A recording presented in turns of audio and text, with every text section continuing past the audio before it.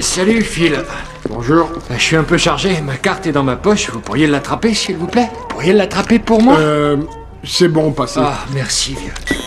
Ce homme parvient à s'infiltrer dans une chaîne de télévision avec seulement 8 tasses de café et il réussit même à se faire passer pour le nouveau présentateur sportif. Tout cela, bien sûr, pour enquêter sur une affaire. Quelques jours auparavant, une femme se rend à la station de police et parle à Peter. Elle lui raconte que son mari, un ancien soldat, est maintenant un fugitif accusé de voler de l'or et elle a besoin de son aide. Moi je comprends. De quoi s'agit-il? Ce sont des objets en or qui viennent d'Irak. Il y a ses empreintes un peu partout et même ses cheveux, ça sent pas bon. Les preuves matérielles et les témoins sont accablants, c'est presque un dossier fermé. Mais à ce moment-là, la femme annonce soudainement que le suspect a décidé de se rendre. Le suspect arrive rapidement au commissariat et il utilise cette dernière chance pour se défendre, prétendant qu'il a été piégé. En examinant les objets en or, Neil remarque que toutes les empreintes viennent de la main gauche. Le soir, Peter et Neil discutent du cas au bar et soudainement, Neil a une idée brillante.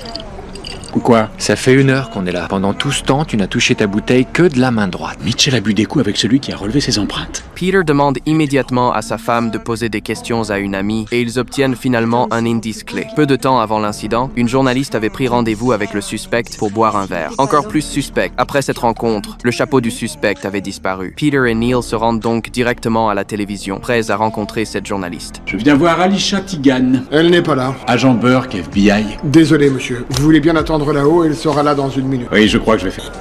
Dites-lui bien que l'agent Burke du FBI attend pour lui parler. Comme prévu, lorsque la journaliste apprend que la police est venue la voir, son visage se transforme instantanément. Elle se précipite vers son bureau et cache un document clé dans son tiroir. Pendant ce temps, Neil utilise ses compétences pour s'infiltrer dans le studio. De son côté, Peter discute avec la journaliste dans son bureau. Neil en profite pour pénétrer dans le bureau de la journaliste et photocopier le document caché dans le tiroir. Tu veux savoir ce que j'ai trouvé? Non. C'est un bon de prêt sur gage. Je pense savoir ce qu'elle a déposé.